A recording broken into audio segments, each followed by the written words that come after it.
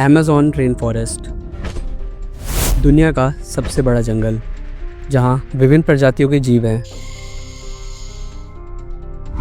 जैसे कि ये या फिर ये या ये। अभी जंगल के बारे में आपने टेक्स्ट बुक्स में ये बात तो पढ़ी ही होगी कि इसे लंग्स ऑफ द अर्थ कहा जाता है। पर क्या ये स्टेटमेंट सही में सच है? अगर इस स्टेटमेंट को साइंटिफिक टर्म्स में देखा जाए तो इस स्टेटमेंट में कितनी सच्चाई है? क्या सही में अमेज़न 20% ऑक्सीजन कंट्रीब्यूट करता है अर्थ पर? Let's figure it out.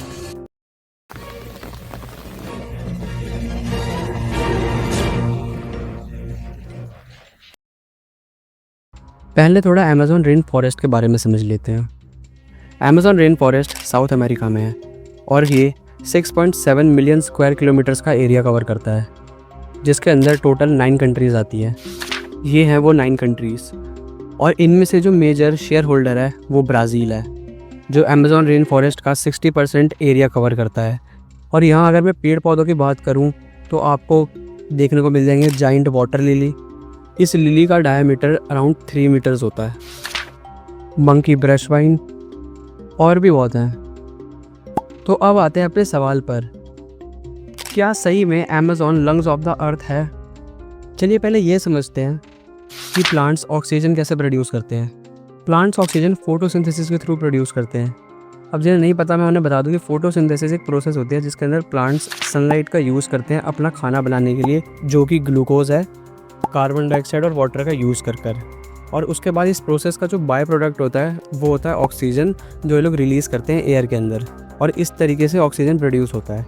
तो सेम वे में अमेज़न रेन फॉरेस्ट के जितने भी पेड़ पौधे हैं वो फोटोसिंथेसिस करते हैं और ऑक्सीजन को प्रोड्यूस करते हैं।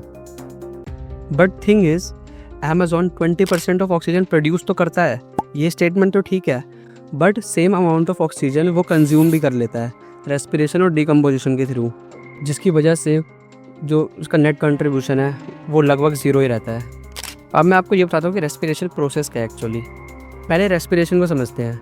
इस प्रोसेस में लिविंग ऑर्गेनिजम्स अपने फूड को कन्वर्ट करते हैं एनर्जी में by taking intake of oxygen and releasing carbon dioxide, और ये रेस्पिरेशन प्लांट्स एंड एनिमल्स दोनों में होता है। और जो दूसरा है वो है डिकम्पोजिशन, जिसके अंदर अगर कोई भी प्लांट, एनिमल या ट्री अमेज़न रेन फॉरेस्ट में डेड हो जाता है तो माइक्रोब्स उनके ऊपर आ जाते हैं उन्हें डिकम्पोज करने के लिए। ये माइक्रोब्स बैक्टीरिया या फंगी होते हैं। ये बॉडी को ब्रेक डाउन कर देते हैं simple organic and inorganic matter में, और इस प्रोसेस को करने के लिए माइक्रोब्स को large amount of oxygen use करना पड़ता है। तो इन दोनों प्रोसेस से प्रूव होता है कि अमेज़न जितना ऑक्सीजन प्रोड्यूस करता है उतना ही या उसके सिमिलर अमाउंट का ऑक्सीजन वो वापस कंज्यूम कर लेता है रेस्पिरेशन और डिकम्पोजिशन के थ्रू। तो अमेज़न फॉरेस्ट का जो नेट कंट्रीब्यूशन है ग्लोबल ऑक्सीजन में वो क्लोज टू 0 है। और ऐसा सिर्फ मैं नहीं कह रहा, नेशनल ज्योग्राफिक का ये आर्टिकल देखिए, जहाँ पर ऐसा साफ लिखा है कि सेवरल साइंटिस्ट ने ऐसा पॉइंट करा है कि अमेज़न का नेट कंट्रीब्यूशन ग्लोबल ऑक्सीजन में लाइकली टू बी 0 है। और ऐसा सिर्फ आपको नहीं लगता, ये फोर्ब्स का आर्टिकल देखिए 2019 का।